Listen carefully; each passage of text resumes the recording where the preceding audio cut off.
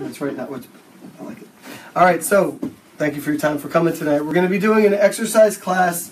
This is the beginner class in terms of levels that we teach to not only strengthen the body, but to stabilize the spine and all the extremities so that your body can heal, function better, be stronger, just allow your body from a beginning standpoint to engage in exercises. So literally anybody can do these exercises.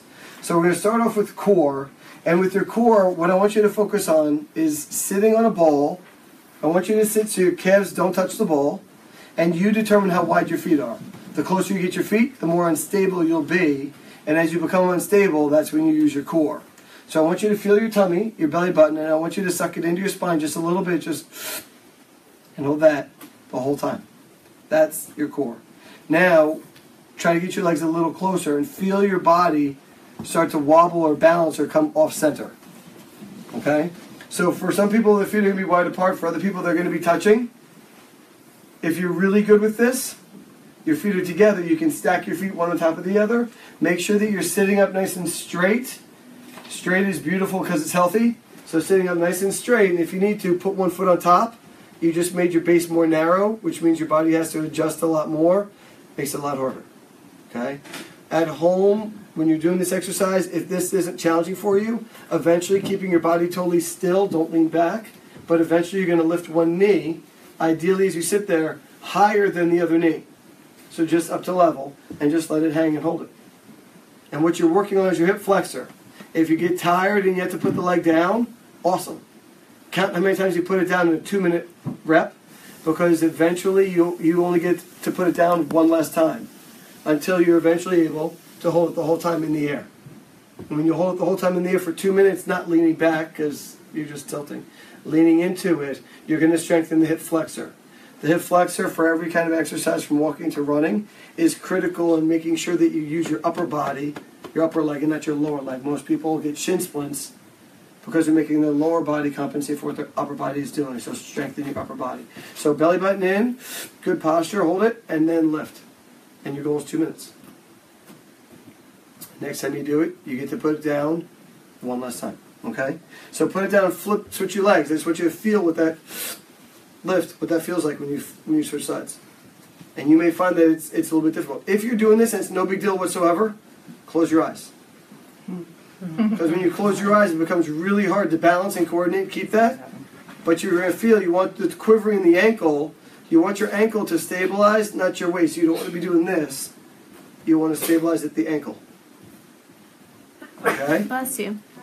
Awesome. 2 minutes each side. So once you have your core, now you're going to use your core for all those sitting exercises we're going to do.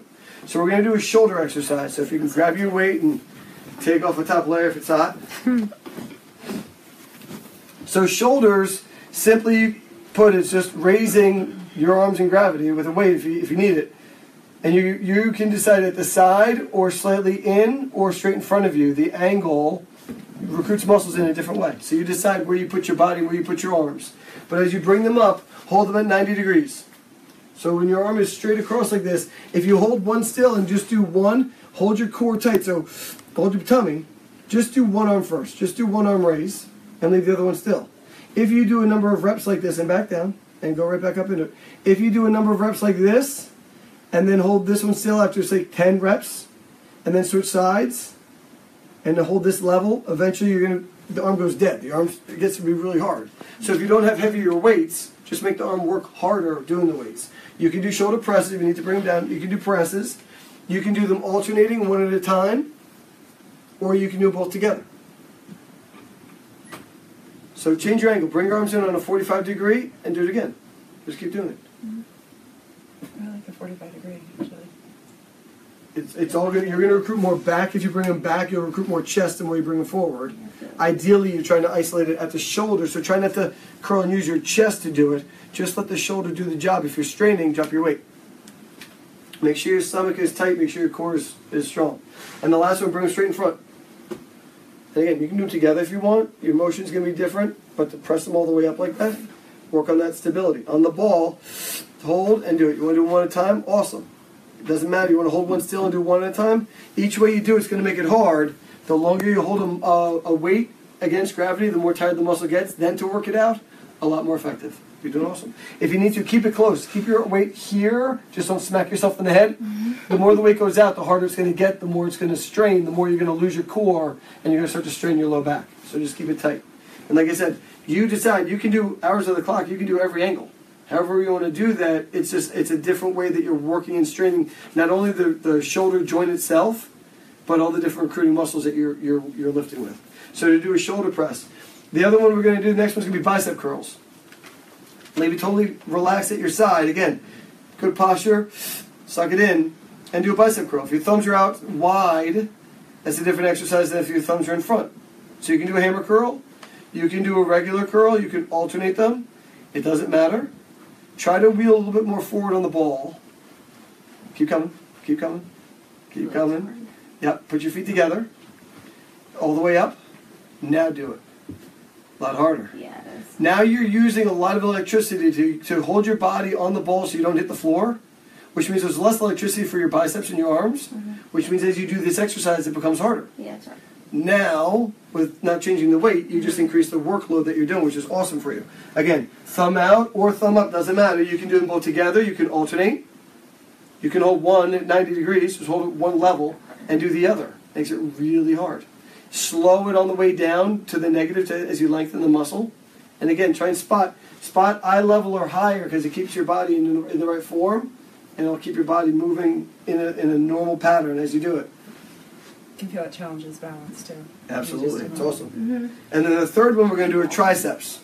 So triceps are on the back of the arm. You can do it two different ways. You can bring the weight to the ceiling, again, hold it tight, and bring the weight down this way, okay? And that's going to be triceps, or you can roll out. So we're going to do both ways. I'm going to have you Kim do both ways. Let's do the ceiling first. And you're going to keep the elbows totally still and just bring the weight down. Just don't crack yourself in the head.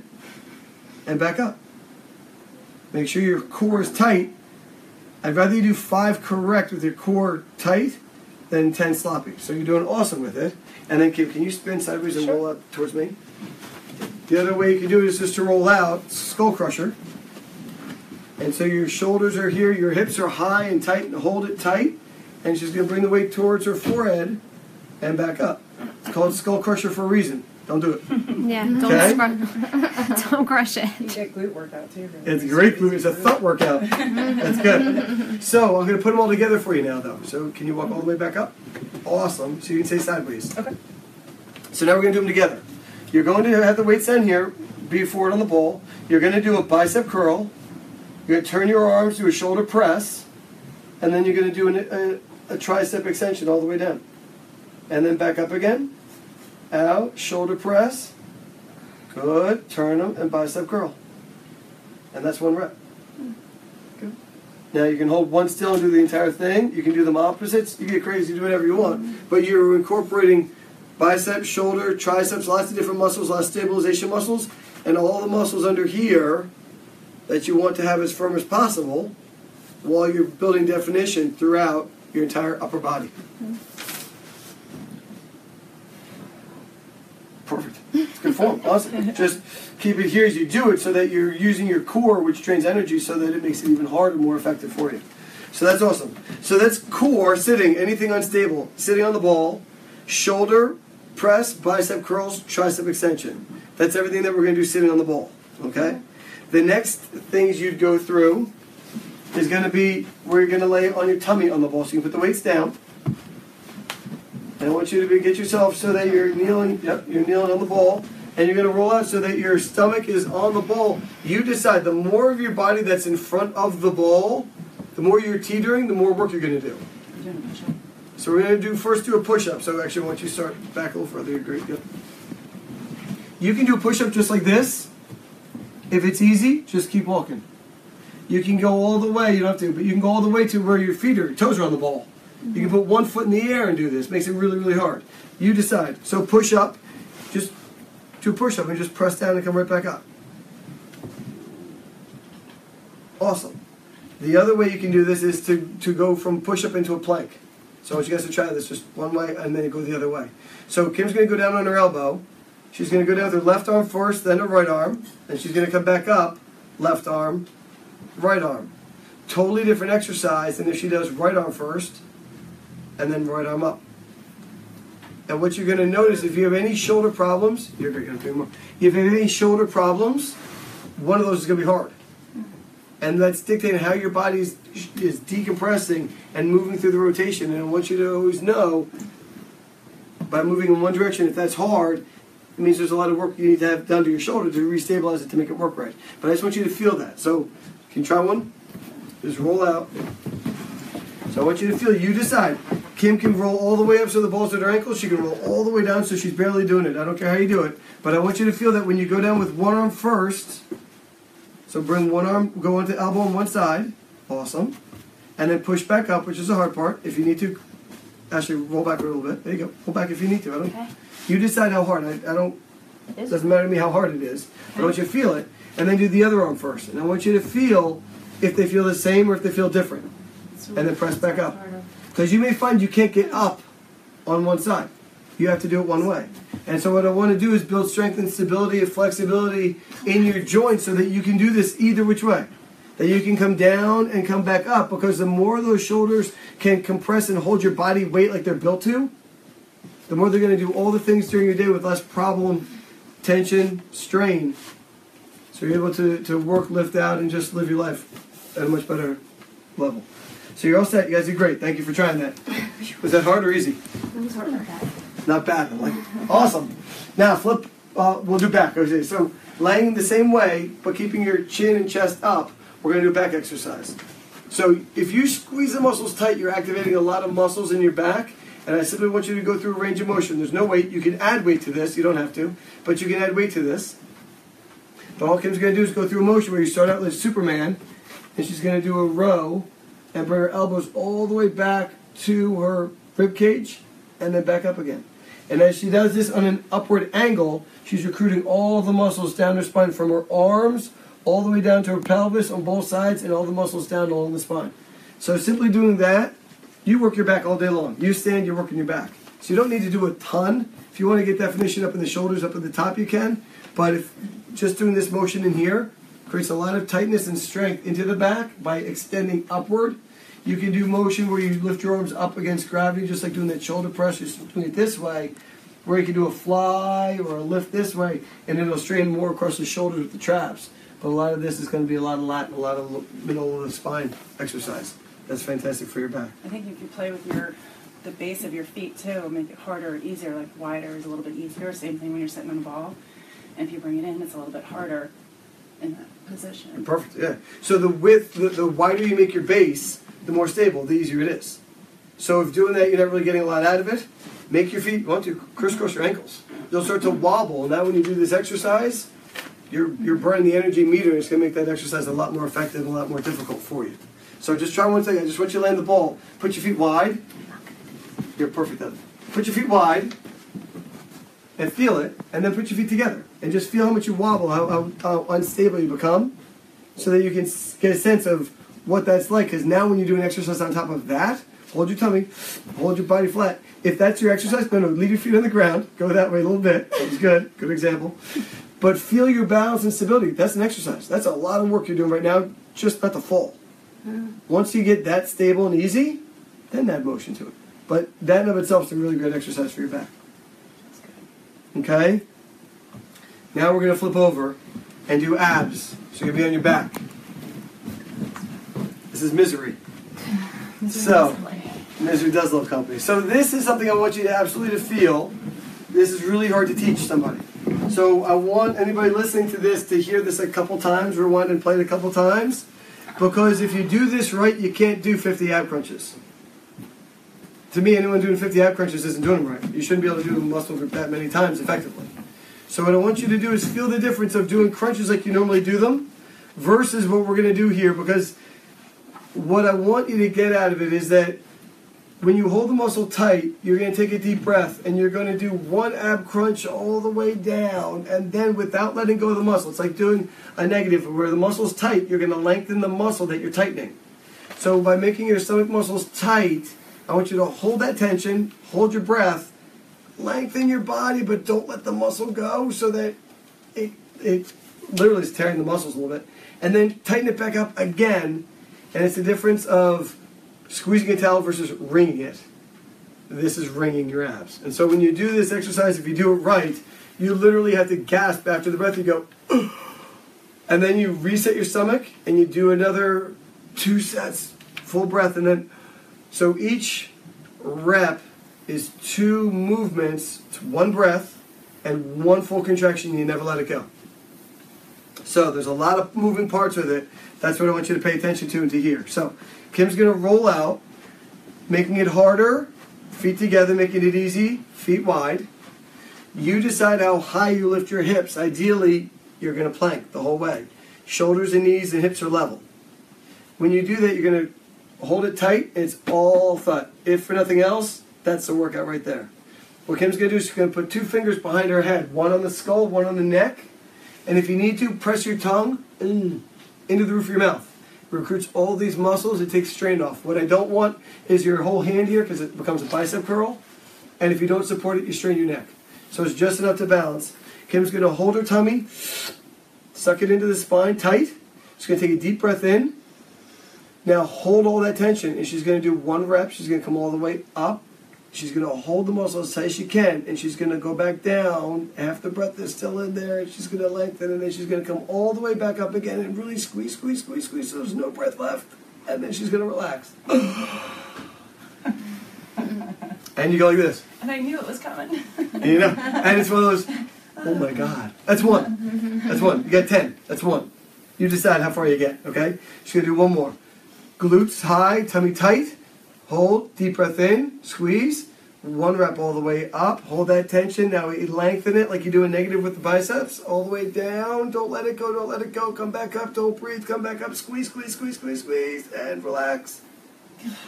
There it is.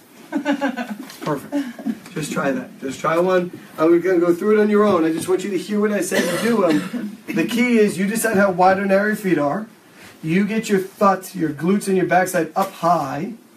Suck your belly button into your spine. Hold it. Tongue in the roof of your mouth. 2 fingers under the skull and the neck. Hold it. Take a deep breath in and bring your body all the way up to here to level halfway. Hold those muscles as tight as you can and try and hold them tight while you lengthen all the way back. That's abs all in and of themselves. And then come back up again from there. All the breath all the way out and relax. It should hurt. That means you're really getting in there. Your abs, the job of your abs is to keep you from hyperextending.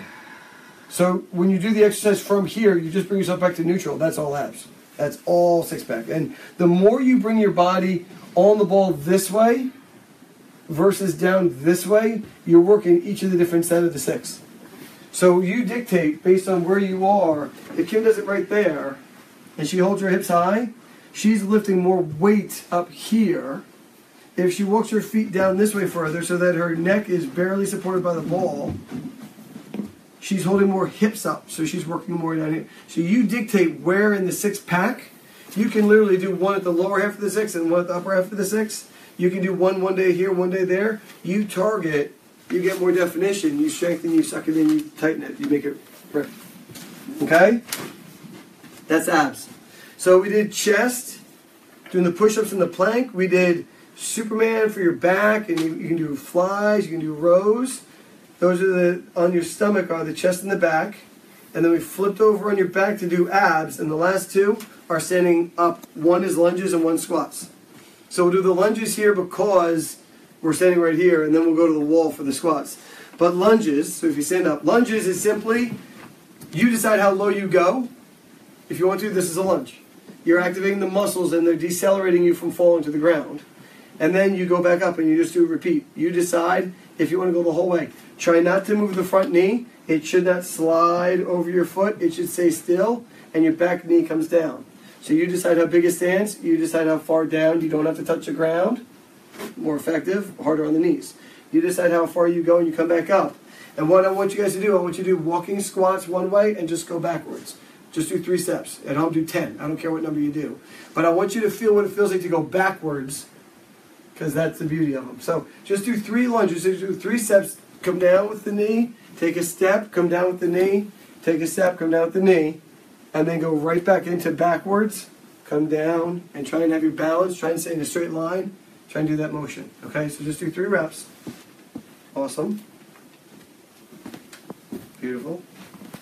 Hi, Jen. Awesome. Okay. And back it up. Good. Just stay Back right toward there. You're good. Just stay right there. And one more. And right there. So what did you feel when you went forward different than when you went backwards? They feel the same to you or different? No, different. Okay. That's hard work. Back's much harder And and a more little bit more effective. balance too to take it back. It's like trying to do that. If you have a big open space, they're awesome to do. You go to a big open field, do lunges. They will that backward lunge, trying to get that coordination. You just reverse the mechanics. It's doing a negative exercise the whole way through. It's beautiful. You can do them sideways. Just make sure if you go across the room sideways with the lunges, as you come across, you can touch the ground. Whatever you want to do, keep your body upright. Just make sure you face the same wall when you come back. Otherwise, you're doing the exact same exercise the whole way around. So do lunges side to side. You can do courtesy lunges where you touch the knee behind the ankle all the way down. Keep your body upright and come across, and just keep going across the room sideways. And then again, just go the opposite way. Touch behind it. Try and touch your knee to your Achilles. Try and come all the way down. Okay, you can do jumps. You can go into a lunge and come up off the ground and go the other way, and just do them repeat. So you decide how deep you go. Any way you want to do them, just try and get the muscles to fire and relax. Again, 10, 12, whatever you want to do, just see how they feel, okay? And the last thing we're going to do are squats against the wall.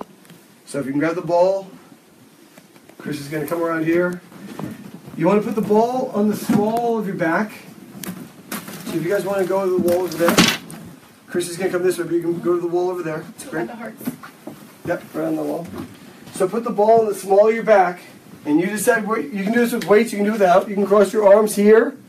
You can put, you can hold your arms up, whatever you want to do. But you decide keep your body nice and relaxed, and your feet should be forward from where mine are. Mine are underneath you. I'm going to fall on my backside. But your feet should be in front of you, so as you go down, your knees are going to end up straight over your leg, and your leg will be 90 degrees to the floor. Just roll it down and come back up.